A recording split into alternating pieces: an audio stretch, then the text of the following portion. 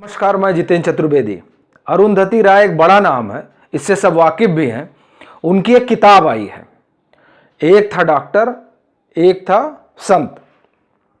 जिस संत की वो बात कर रही हैं वो महात्मा गांधी हैं, और जिस डॉक्टर के बारे में वो लिख रही हैं वो भीमराव अम्बेडकर हैं, बाबा साहब भीमराव अम्बेडकर। वो दरअसल ये किताब जो उन्होंने लिखी है, इस किताब में वो महात्मा गांधी को खारिज कर रही हैं, महात्मा गांधी को अपमानित कर रही हैं और उनके विचार को दोयम दर्जे का बता रही हैं। जो उन्होंने लिखा है और उससे जो रघु ठाकुर ने निष्कर्ष निकाला है वो यही है। रघु ठाकुर एक बड़े समाजवादी हैं और उन्होंने अरुंधति राय की किताब का जवाब एक दूसरी किताब लिख कर दिया है। वो कहते हैं कि दरअसल अरुंधति राय महात्मा गांधी को जातिवादी और नस्लवादी साबित करने पर उतारू हो गई हैं। वो मुमकिन कोशिश उस किताब के जरिए उन्होंने की है जिससे गांधी को खारिज किया जाए, गांधी को बदनाम किया जाए। वह ऐसा क्यों कर रही हैं, इसका जवाब भी रघु ठाकुर देते हैं। वो कहते हैं कि पहली चीज तो यही है कि जो नक्सलवाद है उसकी जड़ें अब कमजोर हो गई हैं। तो चूंकि वो कमजोर हो गई हैं तो उसको अब शहरों में संजोना है। तो शहरों में संजोने के लिए एक वैचारिक धरातल देना पड़ेगा, तो वह किताब वह धरातल मुहैया कराती है, ऐसा रघु ठाकुर का दावा है। दूसरी बात जो वो बताते हैं वो ये कि दरअसल गांधी को मानने का मतलब ये हो गया कि आप अहिंसा के उपासक हैं, और अगर आप अहिंसा के उपासक हैं तो दरअसल अरुंधति राय और उनका पूरा गिरोह जिस धारा को मानता है वो वामपंथी धारा है, वो मार्क्सवादी धारा है। और मार्क्सवादी धारा जब व्यवस्था परिवर्तन की बात करती है तो हिंसा उसमें निहित है, बिना हिंसा के वो व्यवस्था परिवर्तन की बात करते ही नहीं है। तो अगर गांधी रहेंगे तो हिंसा आप कैसे करिएगा, एक चीज। दूसरी चीज अगर आप देखिए तो प्रधानमंत्री नरेंद्र मोदी ने जिस तरह से गांधी को लेकर और अंबेडकर को लेकर एक तरह से अभियान चलाया है और ये बताने की कोशिश की है कि ये दोनों ही व्यक्ति किस तरह समान रूप से हमारे लिए पूजनीय है, इस बात ने किया यह है कि इन दोनों धारा के लोग एक जगह आकर ठहर गए हैं, और वो है नरेंद्र मोदी। अब आप ये सोच सकते हैं कि दरअसल अब इसमें नरेंद्र मोदी कहां से आ गए। तो जिस महात्मा गांधी को हमेशा ये माना जाता है कि अब वो खत्म हो चुके हैं, उस महात्मा गांधी को दरअसल नरेंद्र मोदी ने दोबारा जिंदा कर दिया है। तो अब उनके दोबारा जिंदा होने का मतलब ये हो गया कि अहिंसा की जो बातें लोग भुला चुके थे या जो उनके दिमाग से बिसर चुकी थी, वो दोबारा सबके अंदर हलचल करने लगी है और उसे लेकर लोग मंथन करने लगे हैं। इस मंथन का परिणाम ये हुआ है कि जो नक्सलवादी हिंसात्मक आंदोलन हुआ करता था वो कमजोर सा पड़ गया है। उसको दोबारा जीवित करने के लिए क्या करना होगा, महात्मा गांधी के विचार की हत्या करनी होगी। दरअसल इसके लिए उपयुक्त शब्द यही है कि उनके विचारों की हत्या करनी होगी, और यह किताब उसी हत्या का षड्यंत्र है।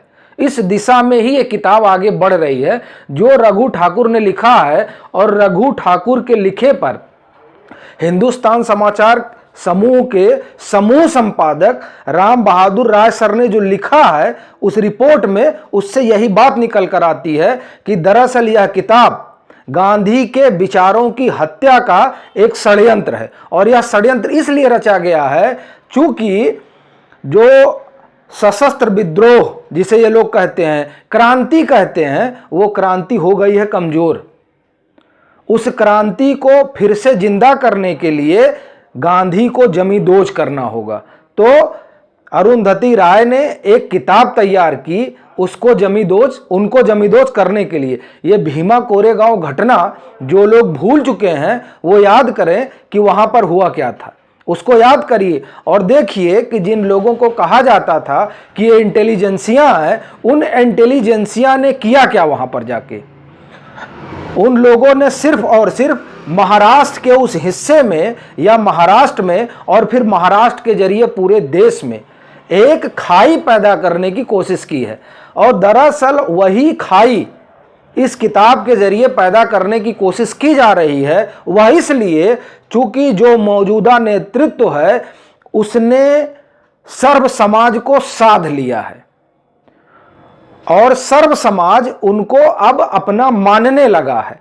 तो दरअसल ये जो मुहिम है, ये जो सर्व समाज में स्वीकार्यता है मौजूदा नेतृत्व की, उसको नकारने का भी एक षड्यंत्र है।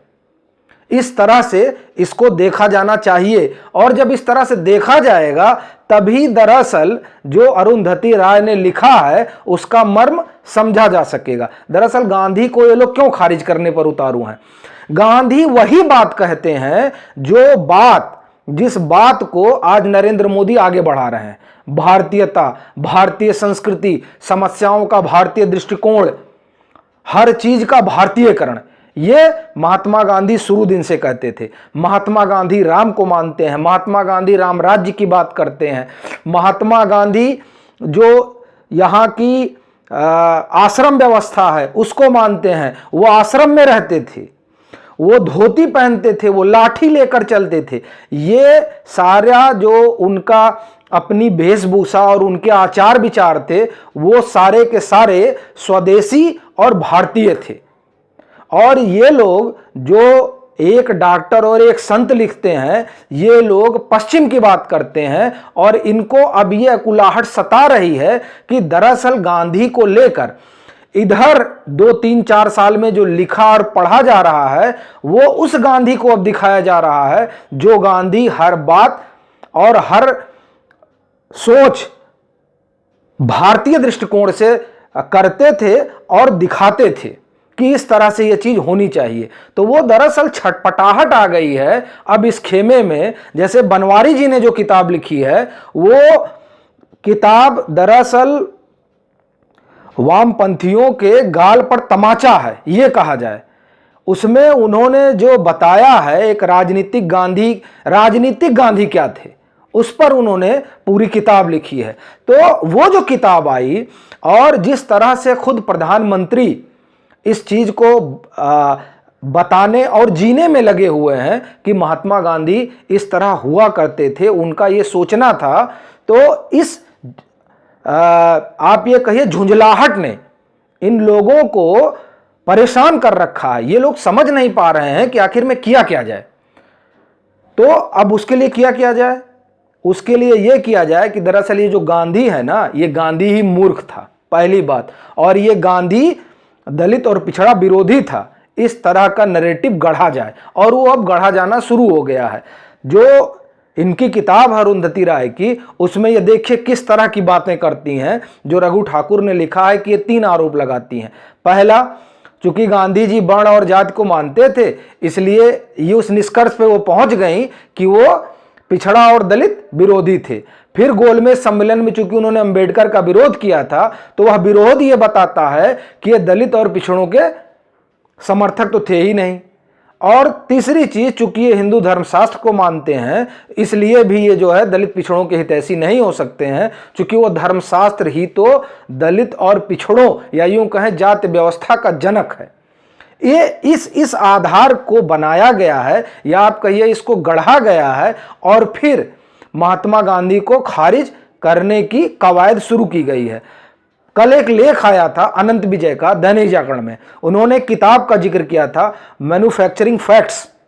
वो दरअसल उस किताब के जरिए वो ये बता रहे थे कि किस तरह से वाम नरेटिव गढ़ते हैं। तो ये जो किताब है ये उसी नरेटिव का हिस्सा है। ये एक नरेटिव गढ़ा जा रहा है उस धारा और उस विचारधारा और उस भारतीय संस्कृति के खिलाफ जिसको लोग जीना शुरू कर दिए हैं। और खासकर जो दलित और पिछड़ा है उसका भरोसा हिंदुत्व में जगा है। हिंदुत्व में जगने क्या मतलब हुआ? उसका मतलब यह हुआ कि वो राम को मानने लगे हैं, वो शिव को मानने लगे हैं, वो कृष्ण को मानने लगे हैं और खुद को उनसे जोड़कर देखने लगे हैं। ये बात वामपंथियों को नागवार गुजर रही है। इसीलिए ये किताब आई है कि दरअसल देखो ये जिसको तुम मानने और जानने लगे हो उन लोगों ने तुम्हारा किस तरह से शोषण किया है, और उस शोषण के जो अगुआ थे वो महात्मा गांधी थे। तो इसलिए महात्मा गांधी को भी खारिज करो और इस हिंदुत्व को भी खारिज करो और मौजूदा नेतृत्व को भी खारिज करो। यह एक षड्यंत्र है जिसको समझना होगा, क्योंकि यह एक सशस्त्र विद्रोह कराने की तैयारी चल रही है।